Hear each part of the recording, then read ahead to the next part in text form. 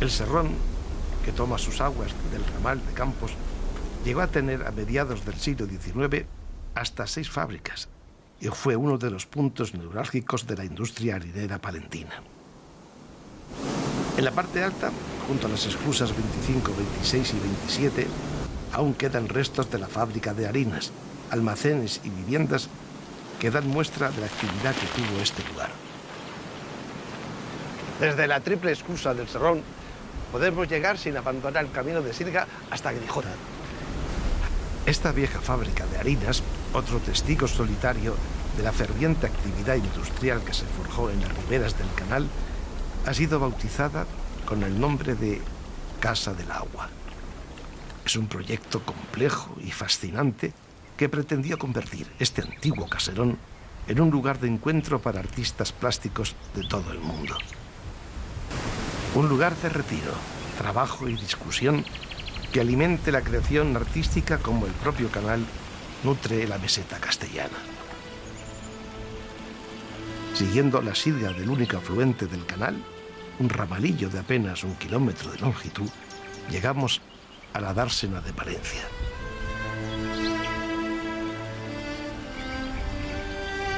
Durante los siglos XVII y XVIII, gracias a la construcción del Canal de Castilla y en torno a él y a su dársena, Palencia desarrolló una gran actividad industrial y comercial, convirtiéndose en una de las ciudades más importantes del país. Mientras el canal estuvo abierto al tráfico naviero, esta dársena rectangular fue sin duda uno de los centros neurálgicos del comercio castellano.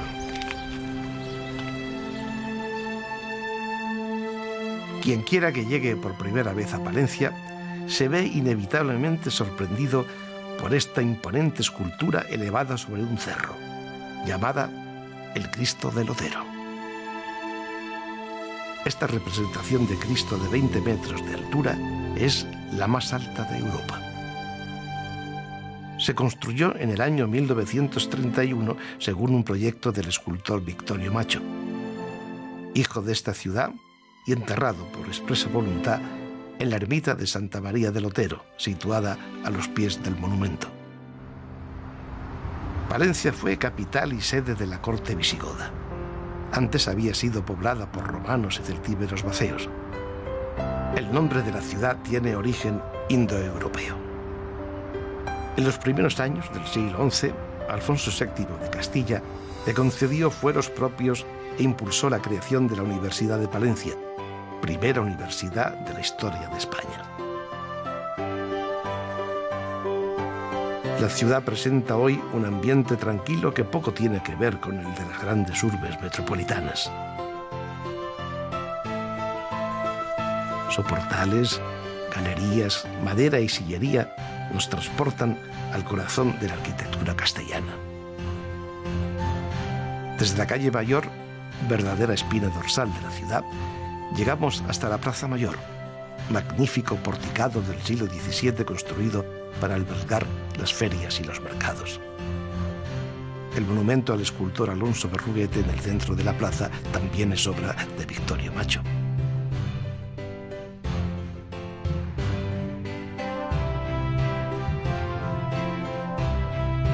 Aquí encontramos la Casa Consistorial, una construcción neoclásica del siglo XIX y que, inaugurada en 1878, alberga el ayuntamiento.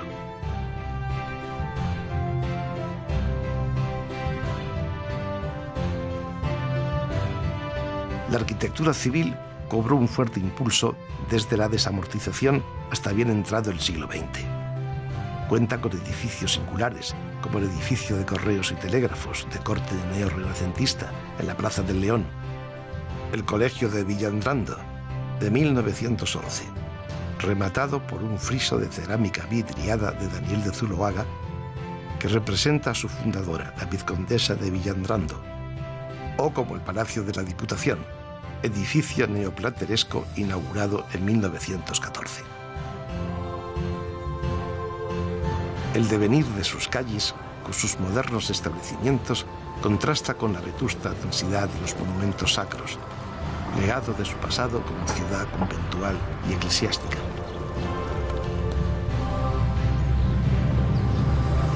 Este templo, de estilo ojival primitivo, es la iglesia de San Miguel. Fue construido en el siglo XII y su torre, tardorrománica, es uno de los iconos más representativos de la ciudad. Según la tradición, Rodrigo Díaz de Vivar, el Cid, desposó aquí a doña Jimena. Y posiblemente la boda, los banquetes, se celebrarán aquí, a las orillas del río Carrión. Hoy es un parque maravilloso.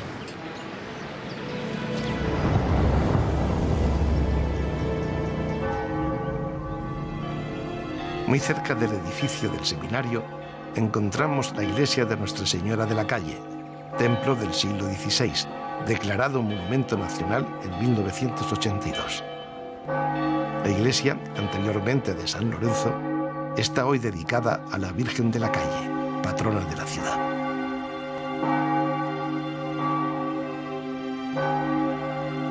En la Plaza de la Inmaculada, situada en el barrio antiguo de la ciudad, donde todavía resuena el eco de la Palencia medieval, se alza la catedral.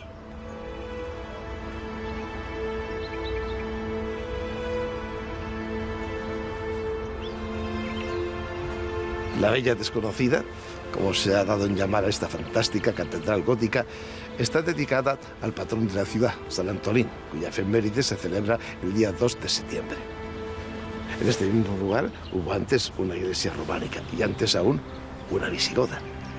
Su aspecto externo es austero, a pesar de los pináculos, las balaustradas y las gárgolas que la adornan. En esta fachada meridional encontramos, flanqueando la torre, dos puertas.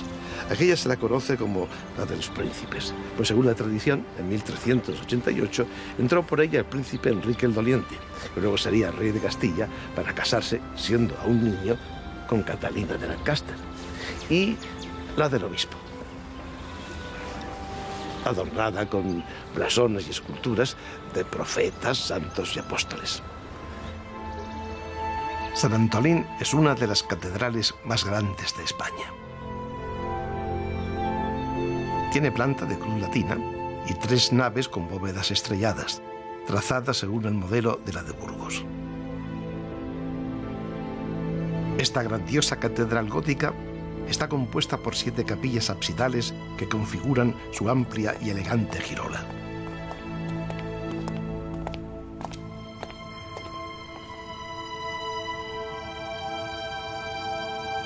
La luz, en este espacio de dimensiones poco frecuentes en templos de la misma época, penetra a través de sus ventanales calados y las vidrieras policromadas.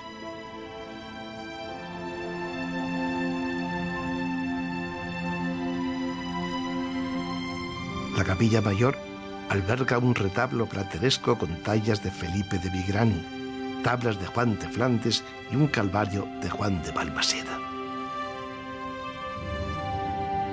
En la capilla del Sagrario se conservan los restos de doña Urraca, segunda hija de Alfonso VII y reina de Navarra. El retablo de la capilla de San Cosme y San Damián muestra representado este peculiar milagro de los santos médicos en el que a un hombre blanco le han trasplantado la pierna de un hombre negro. En la misma capilla, frente al púlpito renacentista, una escalera plateresca nos da acceso a la cueva de San Antolín, una cripta que muestra los restos de los templos sobre los que se erigió la actual catedral.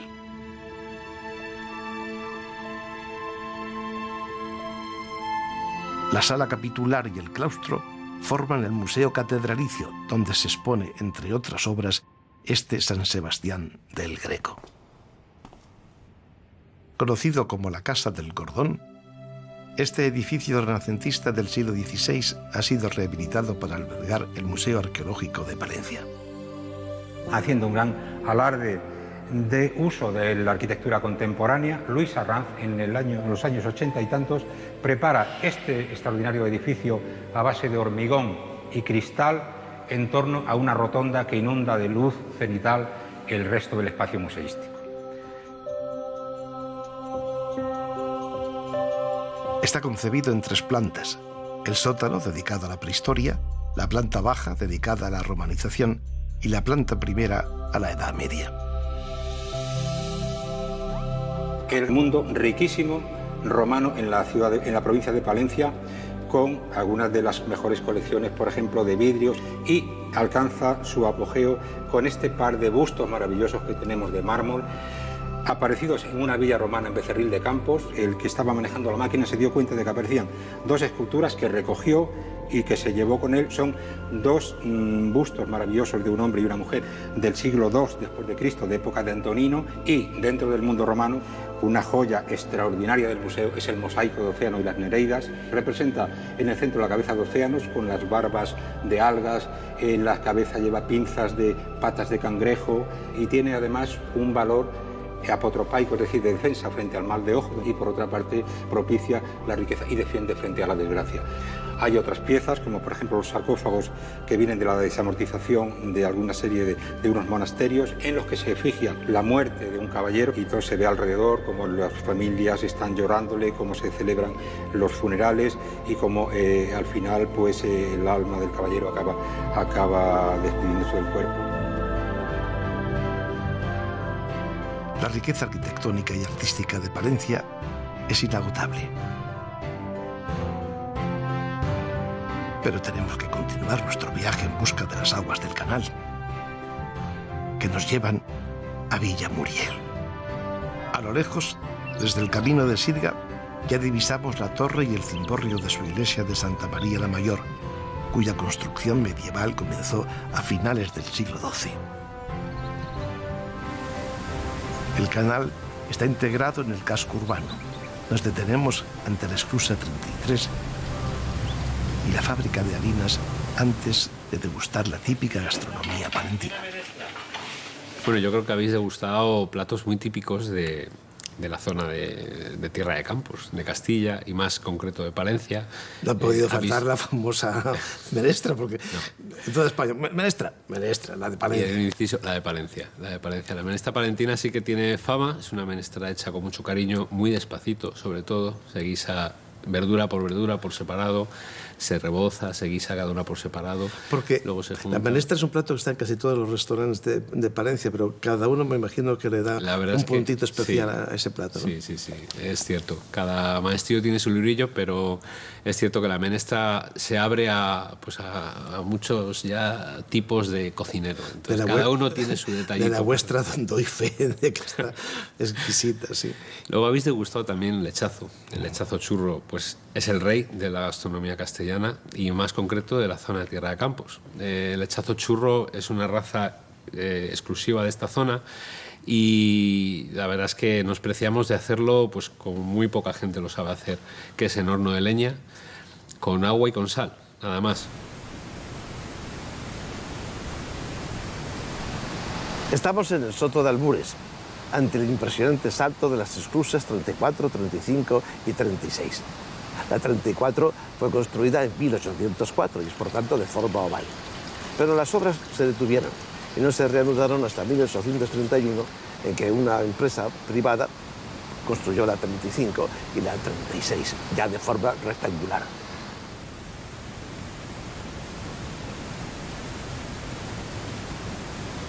Soto Albures ofrece al viajero este privilegiado lugar para el descanso y para reponer fuerzas en la parte alta de las esclusas, junto a lo que fue la casa del encargado. Nos desviamos ligeramente de la ribera del canal para visitar Baños de Cerrato. Aquí, situada en un paraje llano de la vega del río Pisuerga, aún permanece en pie la Basílica de San Juan de Baños, joya visigótica mandada a construir por Recesvinto en el año 611. Restaurada y modificada en varias ocasiones, es el edificio más significativo de la arquitectura religiosa del reino de los visigodos. En el interior, 8 capiteles corintios sobre columnas de mármol soportan los arcos de separación de las naves. 6 de ellos están esculpidos según la tradición romana corintia. El presbiterio es de época visigoda, aunque la cubierta a 2 aguas y el muro que la sostiene han sido levantados posteriormente. Camino de Dueñas y a escasos 5 kilómetros encontramos el monasterio de San Isidro, también conocido como La Trapa, pues desde 1891 está habitado por monjes trapenses. El monasterio conserva de su pasado medieval parte de la fachada principal de su iglesia monacal de origen románico del siglo XI.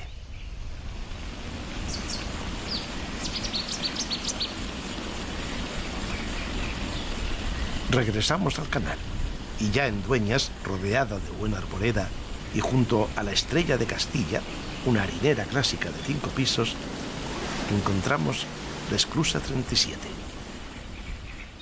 Declarada conjunto histórico-artístico en 1967, Dueñas es un municipio de origen vaceo. Durante la Edad Media, Dueñas destacó como enclave artesano y monacal. En uno de sus palacios, el de los condes de Buendía, residieron quienes más tarde se convirtieron en los reyes católicos. Y en este mismo lugar, el rey Fernando contrajo matrimonio con Germana de Foix, su sobrina.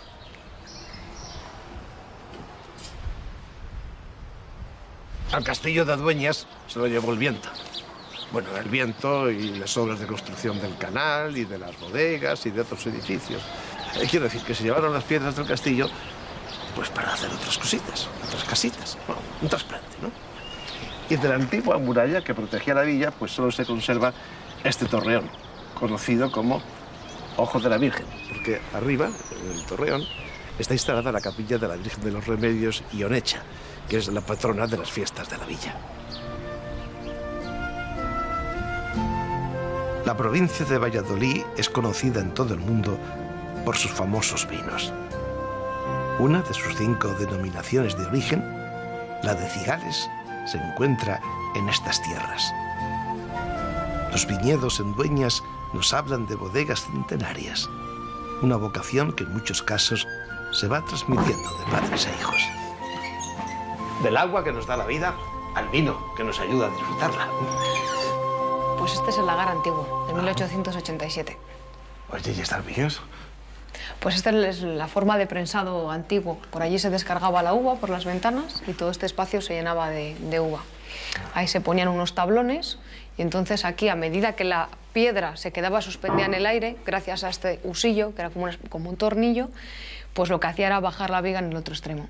De esa forma, pues iba prensando. O sea, que a medida que esa piedra enorme sí, sube, se iba moviendo, esto baja. Se quedaba así. Y así era como iban prensando y bajaba el mosto por gravedad al resto de la bodega. Para mí esto siempre es la cámara mágica, aquí donde el vino duerme tranquilito. Reposa, ¿no? Mejora. Reposa y luego se hace mayorcito y sale a la vida. ¿Desde cuándo datan estas cuevas? Pues seguramente de origen medieval, aunque que pertenezca a la familia, pues que sepamos desde 1736. Y ahora, contigo de la mano, estas bodegas tendrán otra actividad más moderna, has hecho innovaciones. Pues a mí me gusta respetar un poquito el carácter tradicional, pero bueno, quizá como aportación, pues la elaboración de vinos tintos, que antes no se hacían, porque solo se elaboraba en vino rosado, fruto pues del tipo de bodega, de la denominación de origen, y los vinos tintos, pues sobre todo para aprovechar pues, nuestros viñedos más viejos. ¿Ha triunfado el tinto igual que el clarete? Sí, está triunfando, sí. En el recorrido de Palencia a Valladolid, el canal sigue transcurriendo paralelo a la carretera. Es el tramo más urbano. Y a ambos lados se levantan un buen número de fábricas, casas rurales y hospederías con una amplia oferta turística basada fundamentalmente en la cultura del vino. Nos han hablado del sueño del general y pasado Trigueros, en Valoria la Buena, nos interesamos por ese sueño. El general era mi tío abuelo. Él soñó que un día aquí habría algo, un modesto restaurante, un hotel. Y mira, 30 años después de que él comprara la casa y 100 años después de que la comprara mi bisabuelo, pues abrió las puertas la hospedería. Lo más importante que tiene es su historia. Empezó en el siglo X. Después, sobre esa hospedería, se construyó un castillo calatravo fundado por templarios que estuvieron aquí hasta el siglo XV.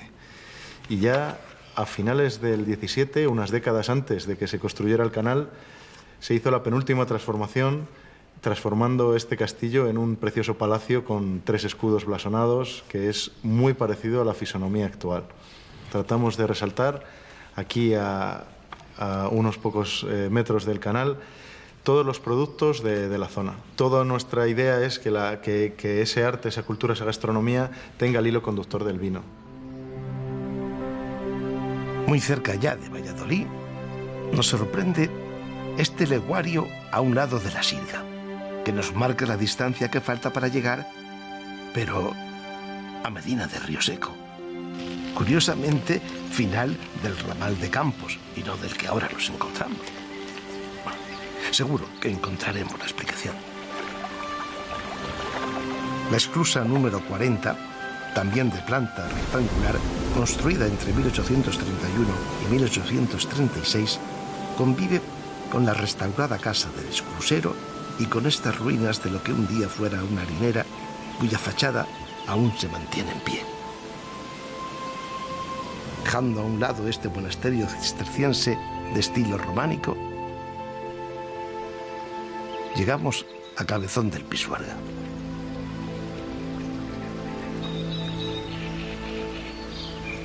Aquí apareció en 1880 un caballero francés, Claudio Napoleón Boffard, que con ese nombre, pues claro, no podía por menos de hacer algo importante. Claudio Napoleón Boffard vino por España en el año 1880, en el siglo XIX, y fundó la primera industria quesera en España. Y durante muchos años, durante los años 80 del siglo XIX, pues Boffard fue el único fabricante de quesos a nivel industrial. Oye, este escudo me llama mucho la atención, este es un escudo real. Sí, este es el escudo real de Alfonso XII. Un par de años después de llegar a España, solicitó al rey Alfonso XII el título de proveedor de la Casa Real, porque hasta ese momento todavía existía el título de proveedor de la Casa Real. ¿Cómo llegamos a este queso de oveja?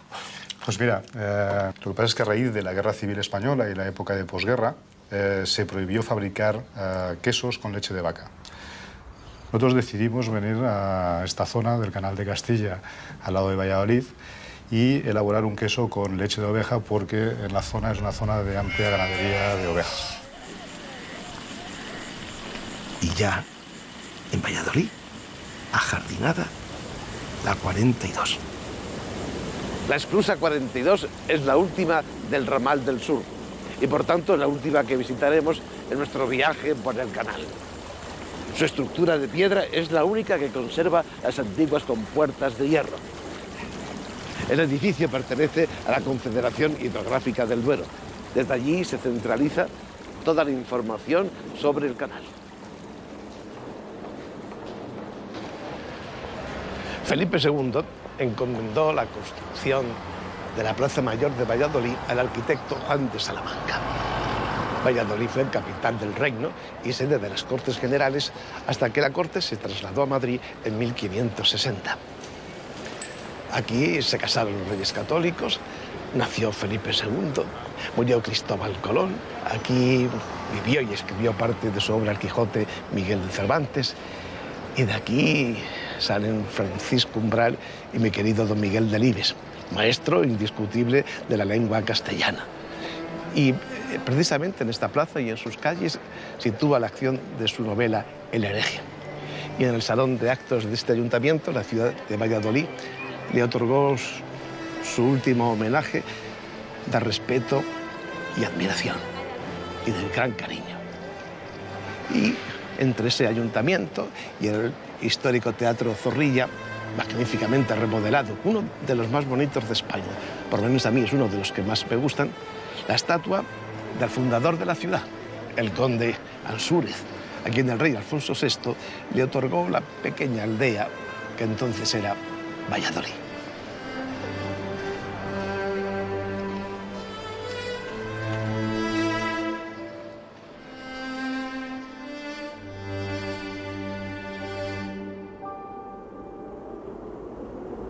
No muy lejos de la Plaza Mayor, este magnífico edificio, uno de los más antiguos de la ciudad, alberga la sede central de la universidad.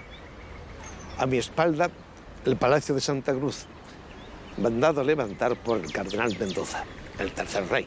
Ya sabemos, primero Isabel, luego Fernando, tercero el cardenal Mendoza. que lo concibe como un colegio mayor donde iban a estudiar y residir estudiantes pobres, pero dotados de talento. Estos eran seleccionados con otras rigurosas pruebas de exámenes, pero aquí funcionó este colegio mayor, fue un ejemplo. Se inauguró en 1491. En la portada, sobre el balcón principal, se hallan el escudo de los Reyes Católicos y el de la familia fundadora, Mendoza y Figueroa. La estantería barroca de su biblioteca atesora obras impresas desde el siglo XV y algunas excepcionalmente notables como el Beato Miniado por Obeco, un códice fechado en el año 970.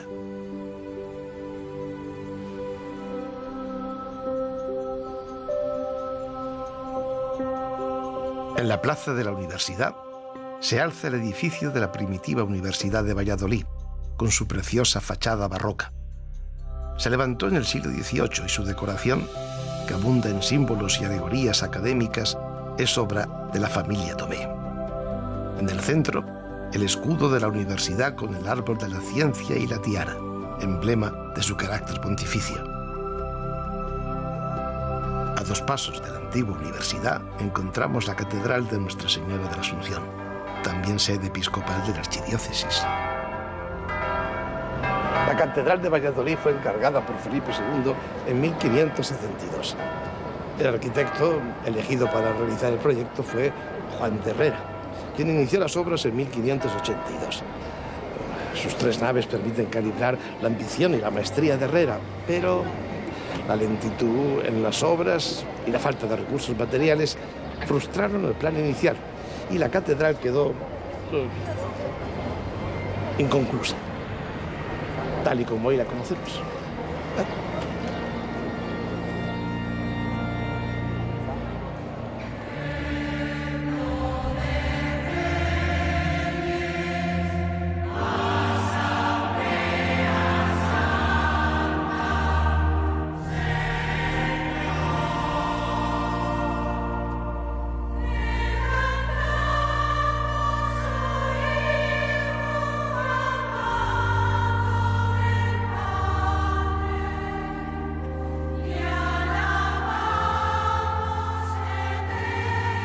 La realización de este retablo, considerado una de las grandes obras de Juan de Juni, estuvo detenida durante 4 años debido al pleito que interpuso contra él el escultor Francisco Giralde. Dedicada a Santa María, presenta escenas de la Virgen y de Cristo. El Museo Diocesano y Catedralicio, inaugurado en 1965, se encuentra en el interior de la catedral. Alberga más de 450 piezas, entre ellas el llanto sobre el Cristo muerto de Francisco de la Maza, la custodia de Juan de Arfe y este Ecce-Homo de Gregorio Fernández, piezas significativas dentro del arte barroco español.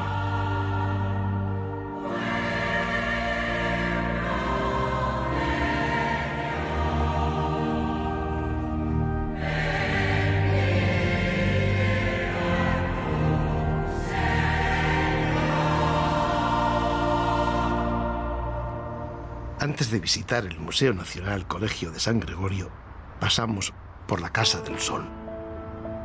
Un edificio construido en la primera mitad del siglo XVI y que posee una bella portada plateresca rematada por el escudo nobiliario del conde de Gondimar, bajo un sol de cara redonda.